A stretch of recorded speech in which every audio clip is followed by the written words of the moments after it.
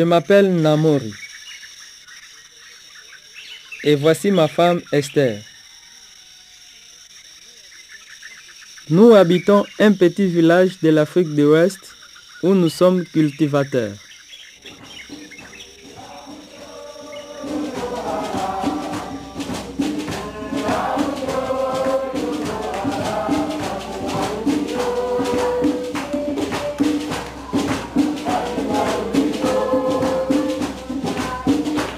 Nous sommes engagés dans notre église où nous chantons avec la chorale.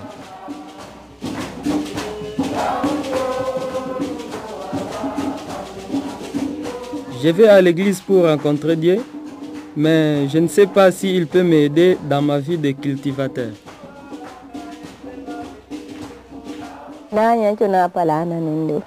Ce qui nous embête beaucoup, c'est le désherbage.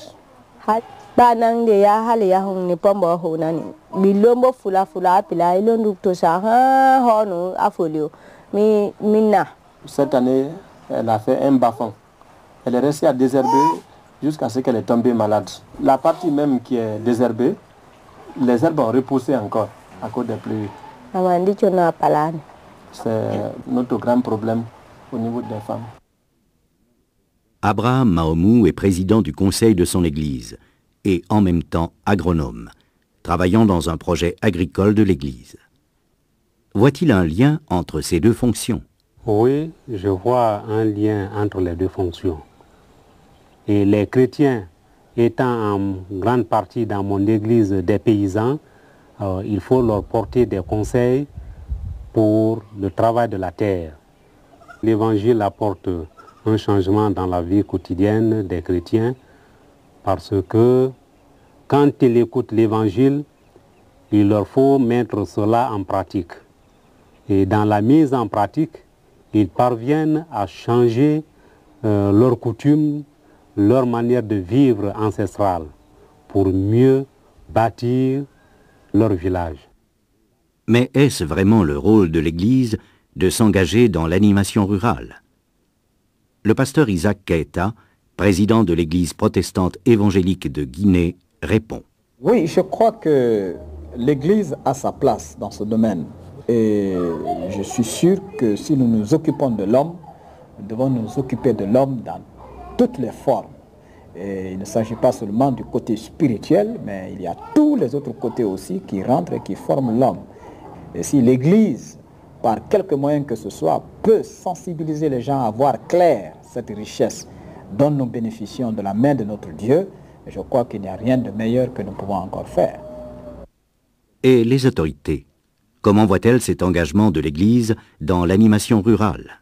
Les églises, tout comme les mosquées, peuvent jouer un rôle capital. Monsieur Diallo du Centre de recherche agronomique de Foulaya. D'autant plus que tous les pratiquants ont quand même une sensibilité. Donc cette confession permet de sensibiliser les paysans. D'abord les animer psychologiquement et ensuite matériellement. En 1971, les églises de Suisse romande ont créé le service chrétien d'animation rurale. Edmond Raclot, consultant itinérant du SCAR, a travaillé principalement en Angola et au Mozambique. Mais il a également été en contact avec des églises et communautés dans une vingtaine de pays d'Afrique, transmettant d'un pays à l'autre des expériences profitables. L'échange de connaissances et d'expériences est très important, de même que la diffusion de plantes. C'est également vrai pour les techniques d'élevage. Très vite, Edmond Raclot a collaboré avec Peter Batchelor de Rurkon, l'agence de développement rural pour les églises chrétiennes en Afrique. Le SCAR et Rurkon ont organisé ensemble 5 séminaires internationaux rassemblant des animateurs de développement engagés dans leurs églises. Olivier Martin a rejoint le SCAR en 1981. Il a participé en 1984 à l'animation d'un séminaire de l'Église évangélique de Nouvelle-Calédonie sur les coopératives villageoises avec le pasteur Dominique Laoui.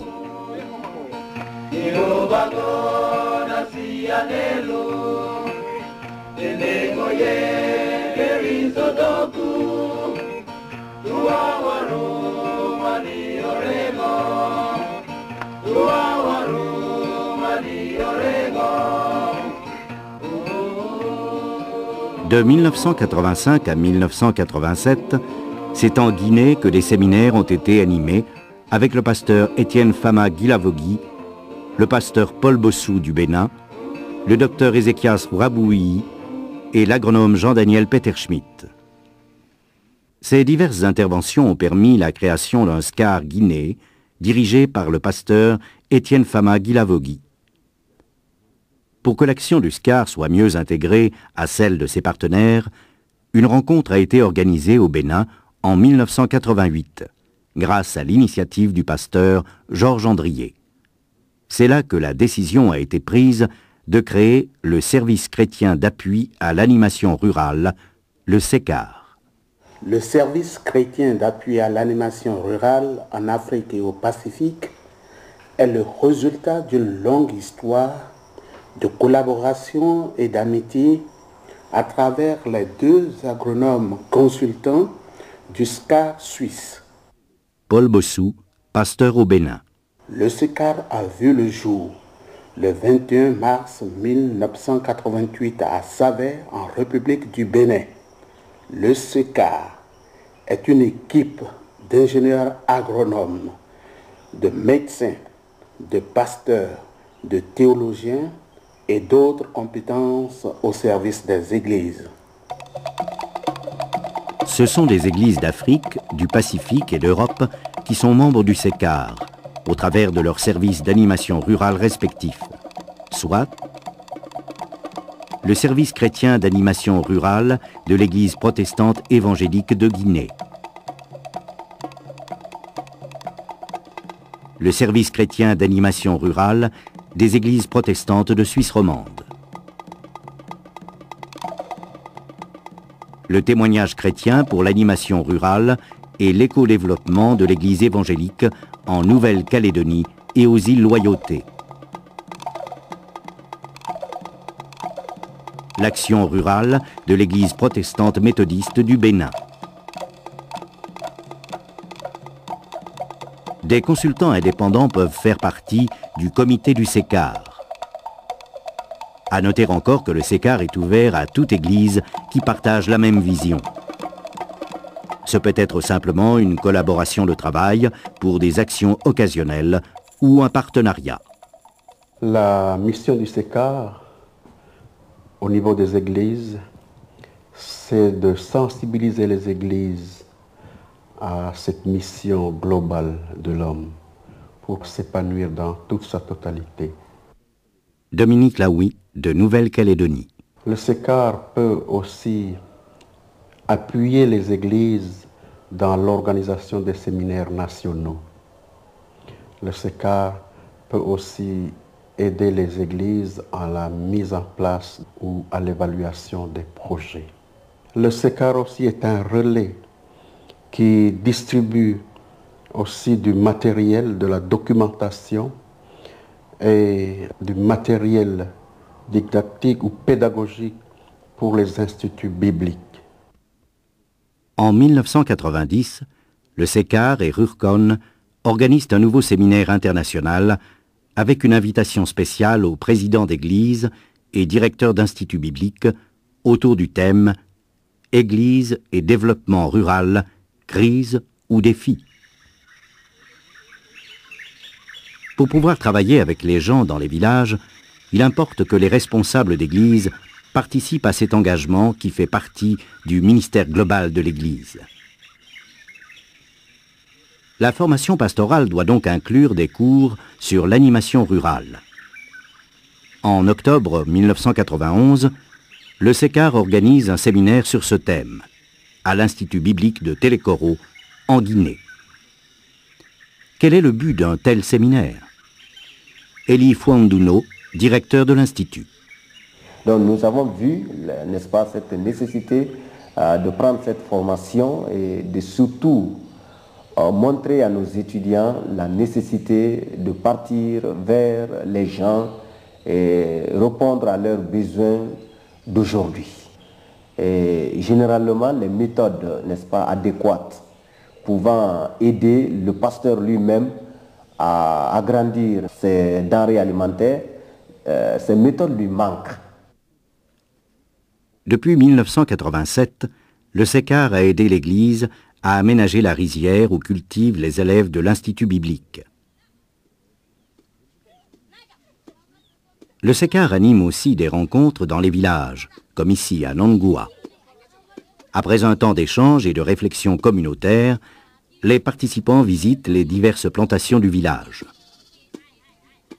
C'est étonnant de voir comme souvent les réponses aux questions sont données par les villageois eux-mêmes. Ce sont des temps riches de partage d'expériences. Le SECAR appuie les églises dans leurs diverses actions en faveur des populations rurales.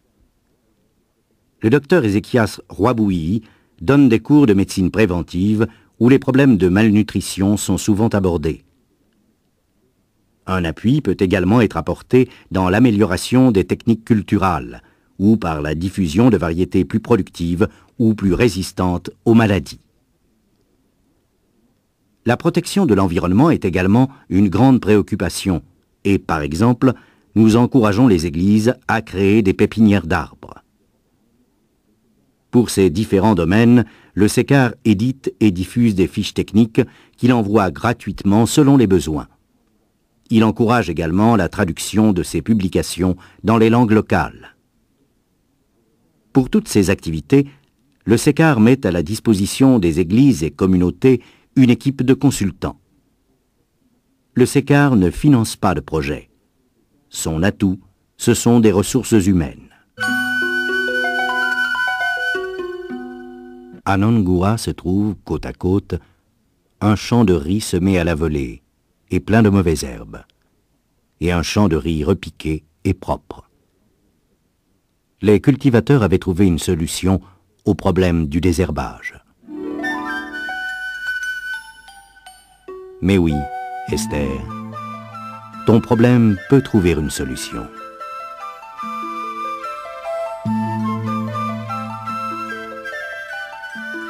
Souvent, nous avons l'impression que notre ciel est voilé. Mais Dieu nous offre sa lumière. Elle peut illuminer notre vie tout entière.